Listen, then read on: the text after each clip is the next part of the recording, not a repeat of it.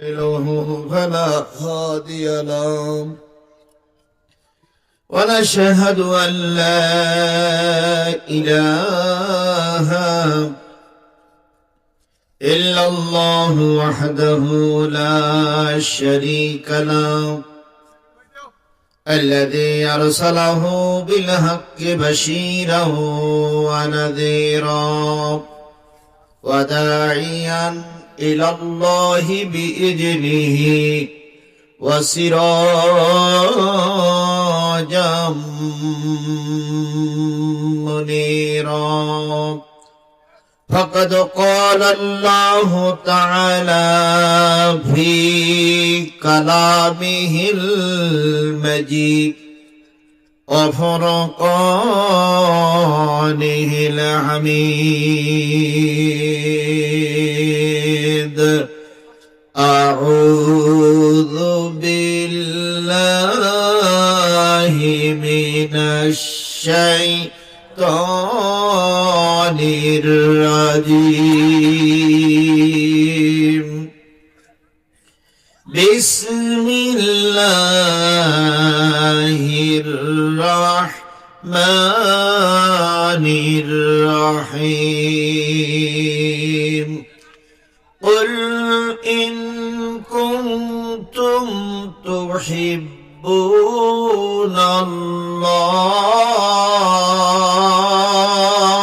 الله فاتبعوني يحببكم الله ويغفر لكم ذنوبكم والله غفور رحيم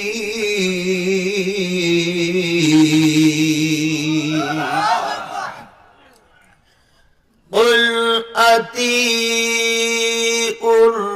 الله والرسول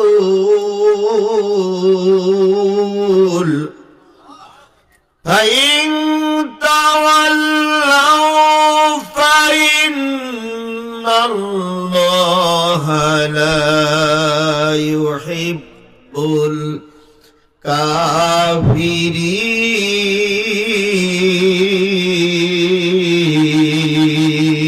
الكافرين صدق الله المولانا العظيم قال النبي صلى الله عليه وسلم من مات ولم يغزو ولم يحدث به مات على شعبة من النفاق أو كما قال رسول الله صلى الله عليه وسلم إن الله وملائكته يصلون على النبي يا أيها الذين آمنوا صلوا عليه وسلموا تسليما اللهم صل على محمد وعلى آل محمد كما صليت على إبراهيم وعلى آل إبراهيم إنك حميد مجيد اللهم بارك على محمد وعلى آل محمد كما باركت على إبراهيم وعلى آل إبراهيم إنك حميد مجيد لا إله جري جري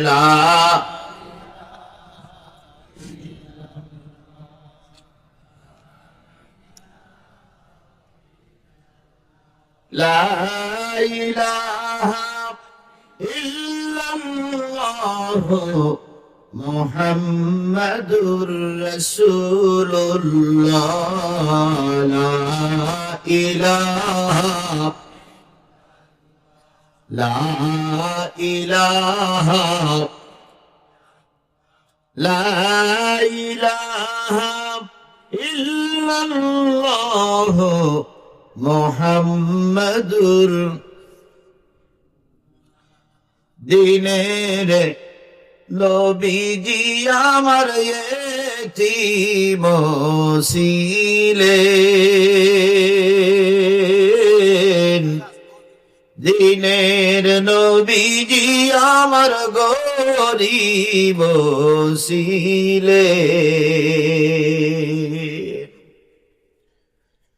ও নবী 6 মাসের কালে পিতাহারা হইলেন, দুনিয়াতে এসে নবী পিতাকে না দেখিলেন, দিনের নবীজি আমার ইতিম ছিলেন, দিনের নবীজি আমার গরিব ছিলেন।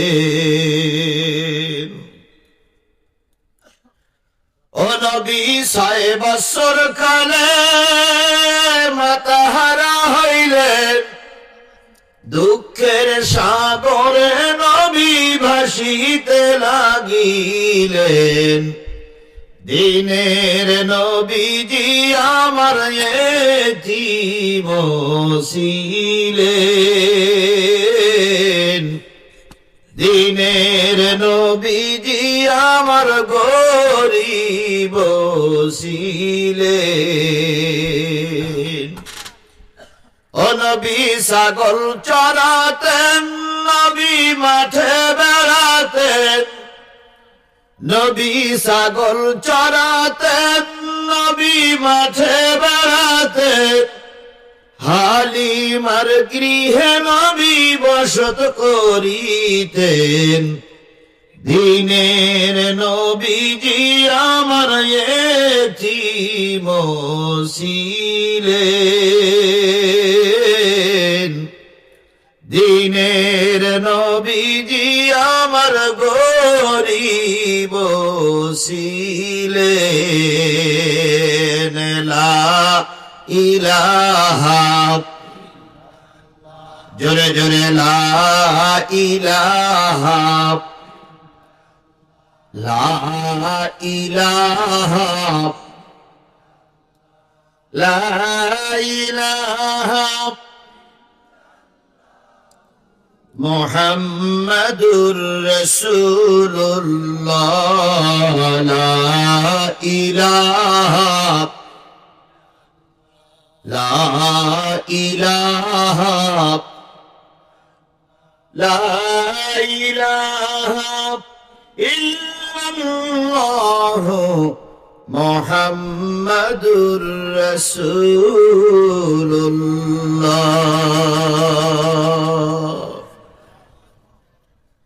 সকলে জবান খুলে একসাথে এক বাক্যে বলছি সাল্লাল্লাহু আলাইহি ওয়াসাল্লাম। সিরাজগঞ্জ জেলার সলঙ্গা থানার চক গোবিন্দপুর মধ্যপাড়া মরহুম হানিফউদ্দিন তালুকদারের বাড়ি সংলগ্ন হিলফুল ফুজুল ইসলামী সমাজ কল্যাণ যুব সংঘের উদ্যোগে অনুষ্ঠিত হচ্ছে দ্বিতীয় বার্ষিকী একদিন ব্যাপী তাফসিরুল কোরআন মাহফিল। সামনে উপবিষ্ট দিনদার পরেজগার মুত্তাকি মুসলমান ভাই ও বন্ধুগণ, পর্দায় অবস্থানরত শ্রদ্ধাশীলা মা ও বোনেরা, সকলকে নিয়ে আবারও সালাম বিনিময় করছি। আশা করছি সালামের জবাবটা সবাই মিলে জোরে সরে দিবেন। আসসালামু আলাইকুম ওয়া রাহমাতুল্লাহি ওয়া বারাকাতুহু।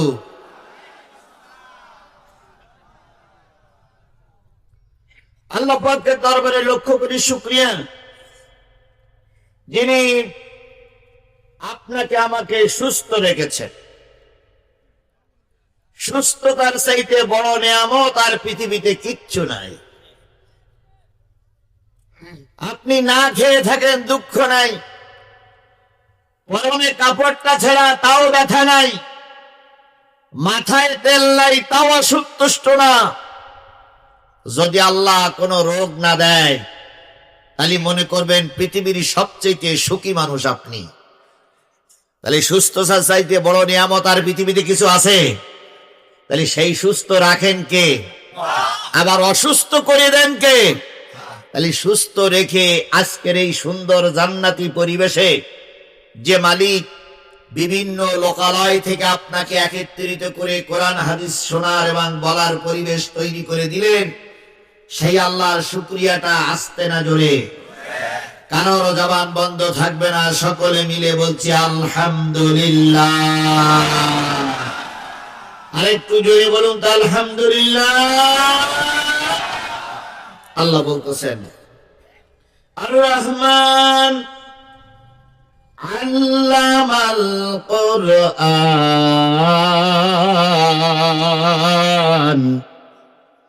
খালাকাল ইনসান আল্লামাহুল বায়ান।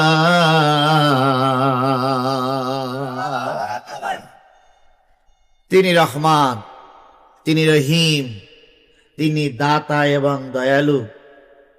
তিনি আমাদের কোরআন শিখাইয়েছেন। খালাকাল ইনসান, মানুষ সৃষ্টি করেছেন। আল্লামাহুল বায়ান, সেই মানুষকে সুন্দর কথা বলার শক্তি সমর্থ কে দিয়েছে? তাহলে সেই আল্লাহর শুকরিয়াটা যদি না করি আল্লাহ অসন্তুষ্ট হয়ে যাবে না ভাই? তাহলে সেই আল্লাহর শুকরিয়া আদায় করছি, আবারও বলছি আলহামদুলিল্লাহ। কার শুকরিয়া আদায় করলাম? খুশি হলো কে? আর আলহামদুলিল্লাহ, সুবহানাল্লাহ, আল্লাহু আকবার এই শব্দটা সহ্য করতে পারে না, মেনে নিতে পারে না, গ্রহণ করতে পারে না, তিনি কে? শয়তানকে এই মজলিসে আছে? বুঝে শুনে বললেন ভাই, শয়তানকে এই মজলিসে আছে? দেখাই দেন তো। আমি জীবনে কোনোদিন শয়তান দেখিনি, আজকে অন্তত দেখি বাড়ি যাই। আর সমস্ত বাংলাদেশে ওয়াজ করবার বলো সিরাজগঞ্জে শয়তান দেখি আসছে, দেখাই দেন। দেখা যায় না তো আপনারা বলতেছেন কেন? আছে? নাই। এইবার নাই, আর একজন বলতে আছে, তাহলে কোনটা সঠিক? নাই। আচ্ছা, আবার বলে আছে। আচ্ছা, দেখি কোনটা সঠিক। আচ্ছা বলুন তো, এই যে খোলা ময়দান, এই খোলা ময়দানে ঘন্টা 2 পরে শিয়ালে খেলা করবে, এই ময়দানে আপনারা বসে আছেন কোরআন শরীফ শোনার জন্য। বলুন তো, এই ময়দানটার মর্যাদা বেশি না মসজিদের মর্যাদা বেশি? নিঃসন্দেহ মসজিদের মর্যাদা বেশি। আচ্ছা, মসজিদে কি শয়তান থাকে? থাকে? থাকে? যদি নাই থাকবে তো জুতো চুরি করে কারা?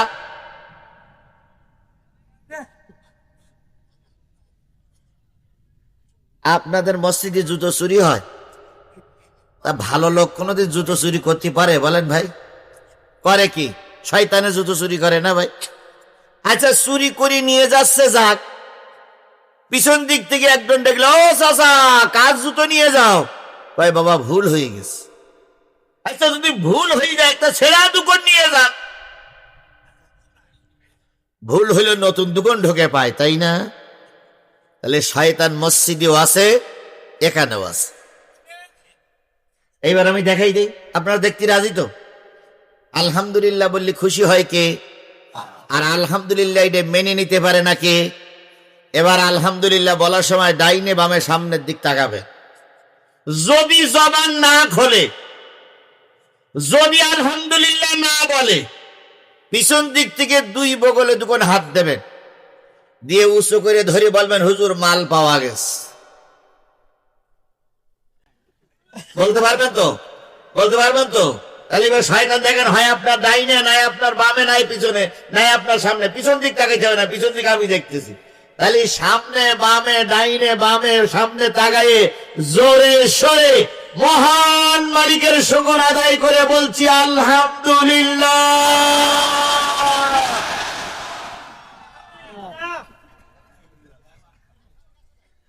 আছে আলহামদুলিল্লাহ। যা ছিল যে জোরে চিল্লান দিয়েছেন সেই চিল্লানিতে চলে গেছে। আল্লাহ শয়তান মুক্ত অবস্থায় আমাদের কোরআনের মাহফিল শেষ করার তৌফিক দান করুন। আরেকটু জোরে বলেন আমিন। বিশ্ব মানবতার শ্রেষ্ঠ বন্ধু, সমস্ত নবী রাসূলদের শ্রেষ্ঠ রাসূল, আমাদের প্রিয় ভাজন নেতা, যার সুপারিশ ছাড়া কোনো মানুষ জান্নাতে যেতে পারবে না, সেই নন্দিত নেতার নামে দুরূদ আর সালাম সবাই মিলে বলছি সাল্লাল্লাহু আলাইহি ওয়াসাল্লাম। আল্লাহ বলতেছেন ওয়াইন্নাকা লাআলা খুলুকিন আযীম।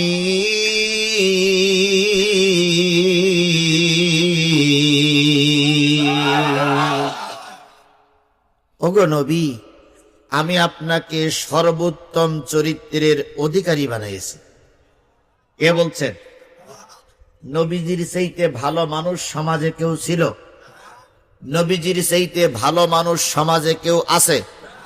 নবীজির চাইতে ভালো মানুষ কিয়ামত পর্যন্ত তালাশ করলে আর আমরা পাবো?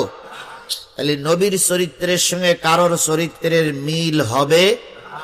বলুন তো, ওই নবী পৃথিবীতে এসেছিলেন কোন মাসে? রবিউল আউয়াল মাসে। কত তারিখ? রাতে না দিনে?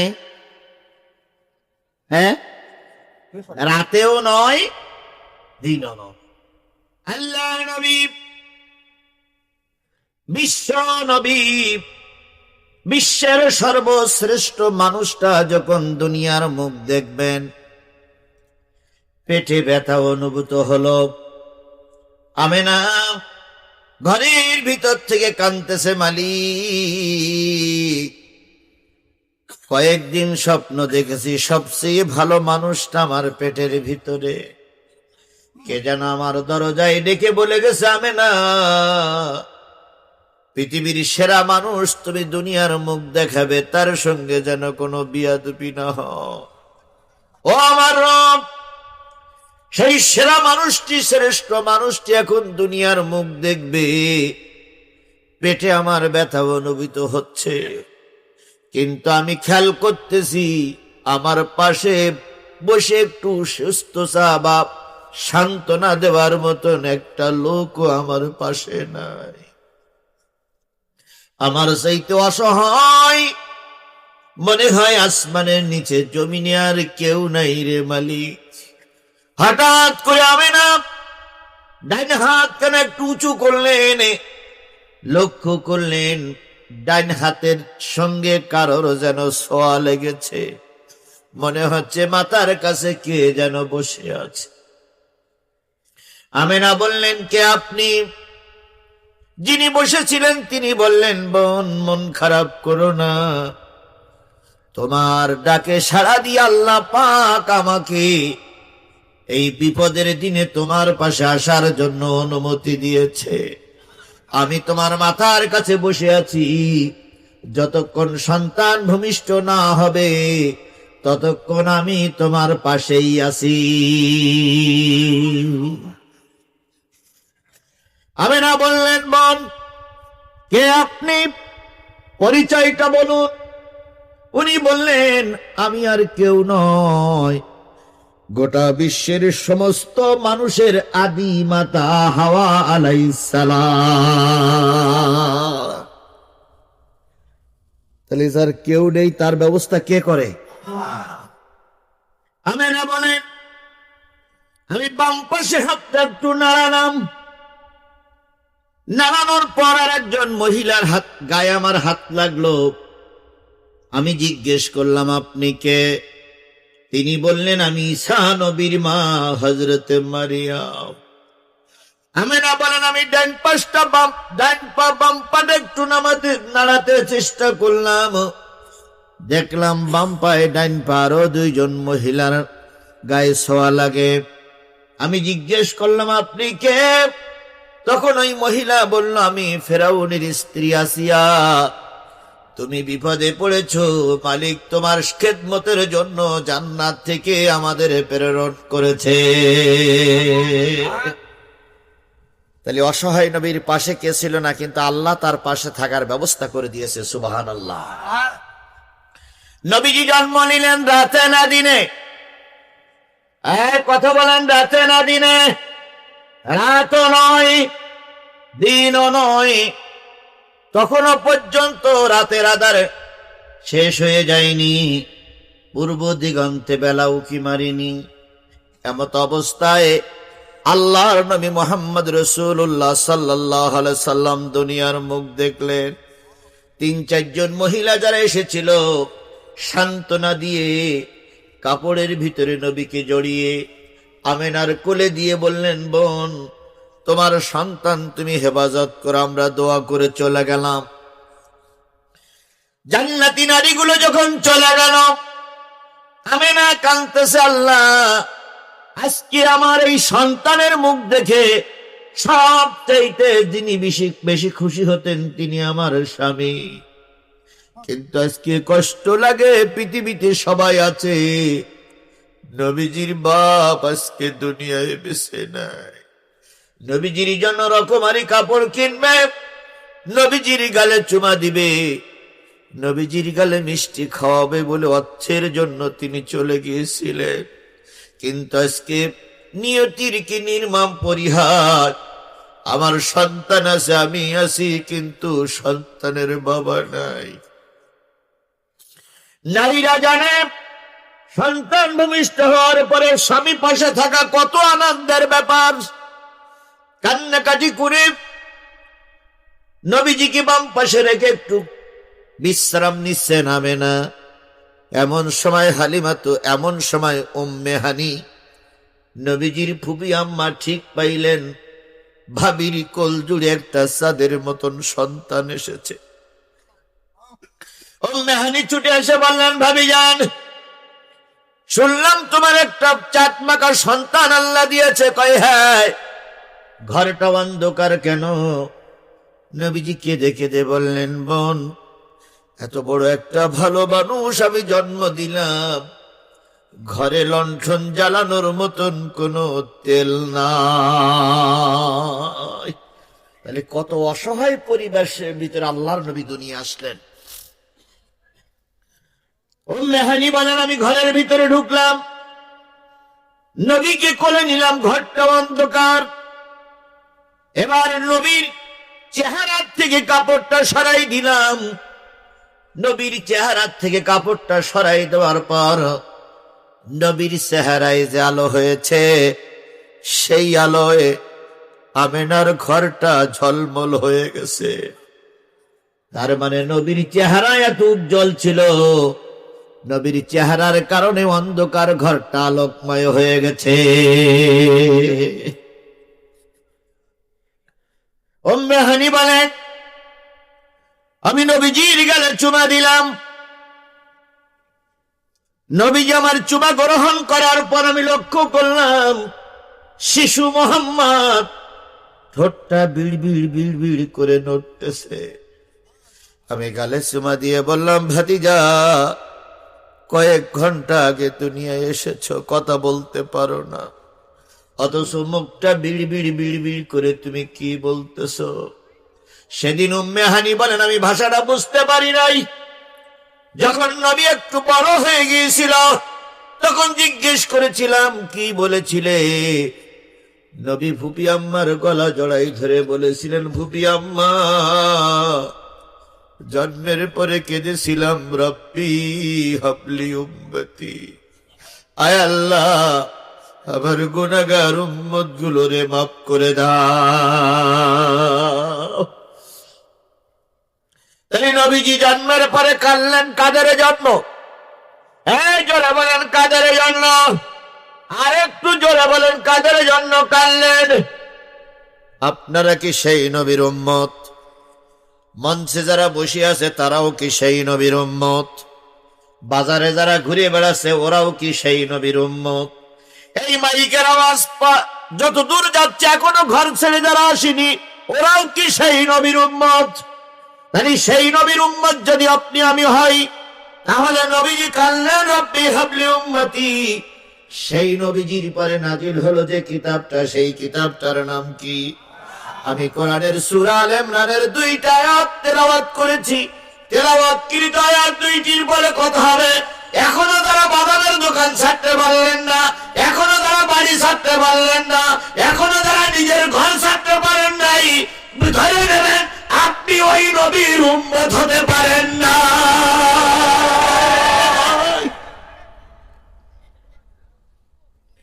আমরা তো সেই নবীর উম্মত নাকি? তাহলে ওই নবীর নাম শোনার পরে যদি কেউ দুরূদ শরীফ না পড়ে, তাহলে তার চাইতে কৃপণ ব্যক্তি আর কেউ নাই। তাই রসুলের নামে দুরূদ আর সালাম দিয়ে শুরু করছি, কারো জবান বন্ধ থাকবে না, সকলে মিলে বলছি সাল্লাল্লাহু আলাইহি ওয়াসাল্লাম। রসুল পৃথিবীতে ছিলেন কত বছর? 63 বছর বয়সে তিনি মৃত্যুবরণ করলেন। যেদিন মৃত্যুবরণ করেছিলেন সেই দিন কি বার ছিল? সোমবার। আল্লাহ নবী মৃত্যুবরণ করলেন সোমবারে। সোমবারের দিন দাফন কাফন হলো না, মঙ্গলবারের দিনও দাফন কাফন হয়নি। হলো কি বারের দিন? বুধবারের দিন। তাহলে কয়দিন দুনিয়ায় রাখা হলো? আরো জোরে বলেন, কয়দিন দুনিয়ায় রাখা হলো?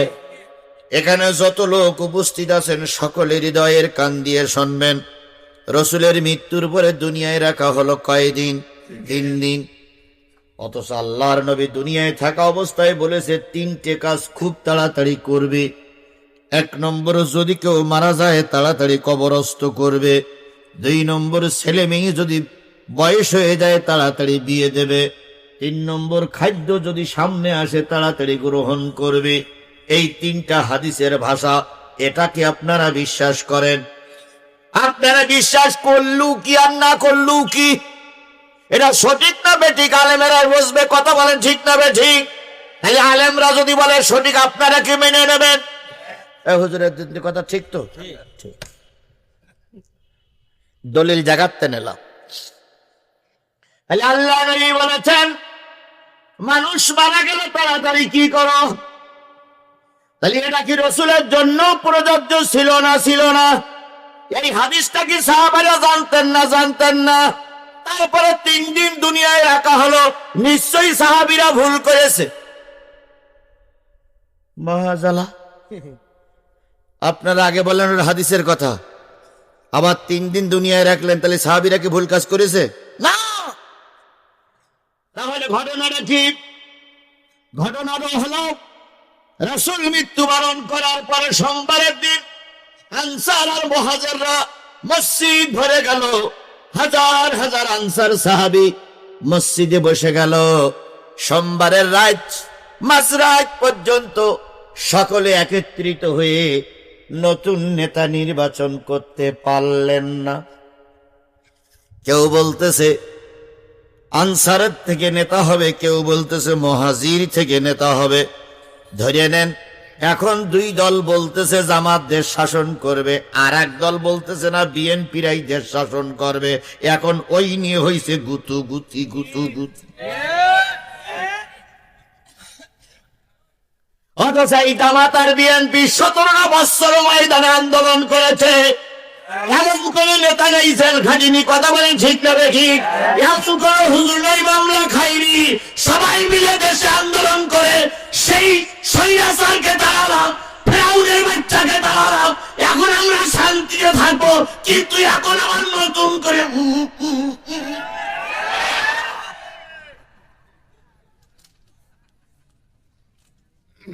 নেতারা আবার রাগ করে কিনা?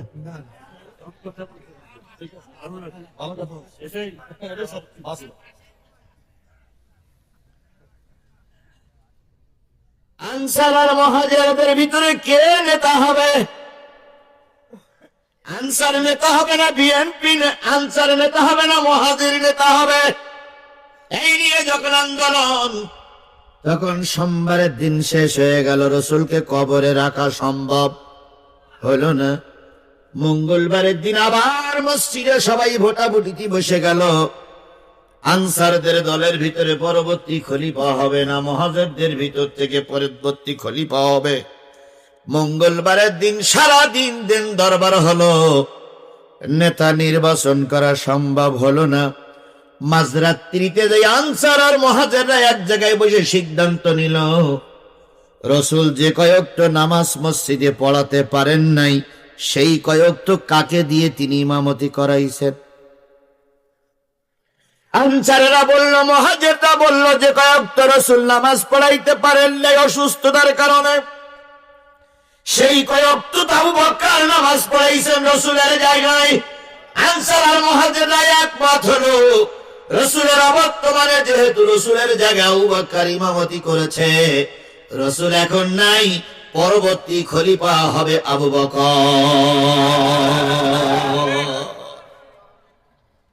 এই যে সিদ্ধান্ত হলো দুই পক্ষের, এটাই হলো ভোট, এটাই হলো সমর্থন, এটাই হলো মেনে নেওয়া বা সমর্থন করা, সাপোর্ট করা, ভোট দেওয়া। এটাই হলো তৎকালীন যুগের ভোটের ব্যবস্থা, এই রকমের ছিল। মঙ্গলবারের দিন সারাদিন চলে গেল, বুধবারের দিন আল্লাহ রাসূলকে কবরস্থ করা হলো।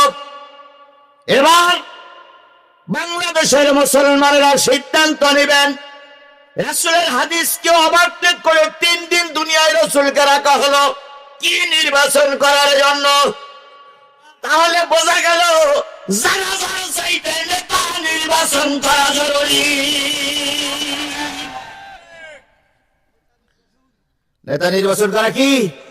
এই কথা বলি, নেতা নির্বাচন করা কি? সেই নেতা নির্বাচন করার সময় আসতেছে আমাদের। সুতরাং আল্লাহ রাসূলকে 3 দিন দুনিয়ায় রেখে নেতা নির্বাচন করা যদি জরুরি হয়, তাহলে বুঝতে হবে নেতা নির্বাচন করা নফল নয়, নেতা নির্বাচন করা সুন্নাত নয়, নেতা নির্বাচন করা ওয়াজিব নয়, নেতা নির্বাচন করা ফরজ। সেই নেতা যেমন তেমন লোক হলে দেশের 12টা বাজবে। এই জন্য সেই নেতা নির্বাচন করব সৎ, যোগ্য, একনিষ্ঠ, যার দ্বারা এই এলাকার মানুষের উপকার হবে। আমরা সবাই মিলে আগামীতে সেই নেতা নির্বাচন করব ইনশাআল্লাহ। তাহলে রাসূলকে 3 দিন ডাকলেন শুধুমাত্র নেতা নির্বাচন করার খাতিরে। সেই রাসূলের উম্মত আমরা, রাসূলের হাদিসকে ফলো করে আগামীতে চলবো ইনশাআল্লাহ বলেন। এই রাসূলের মত এবং পথের পরে এখানে বসেছি। কে কোন দলের সমর্থক ওটা আমার পরিচয় নয়। আমার পরিচয় আমি একজন মুসলমান, আমার পরিচয় আমি ইসলাম ধর্মের লোক, আমার পরিচয় নামের প্রথমে মুহাম্মদ শেষে ইসলাম, আমার পরিচয় চামড়া কেটে বাদ দেওয়া হয়েছে, আমার পরিচয় আমি এক কালেমার উপরে বিশ্বাস করি, আমার আল্লাহ এক, আমার রাসূল এক, আমার কোরআন এক, আমার ধর্ম এক। আমি আল কোরআনের বাইরে যেতে পারি না, কারণ আমি আল্লাহর গোলাম।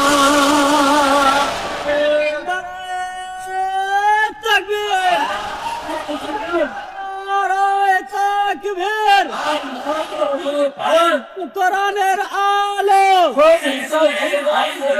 সংসদে জ্বলো, ইসলামের শত্রুরা সব কিছু দেখা শেষ,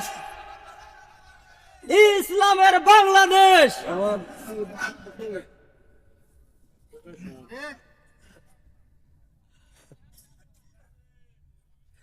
ভাই, ও রাস্তায় কি কি হচ্ছে?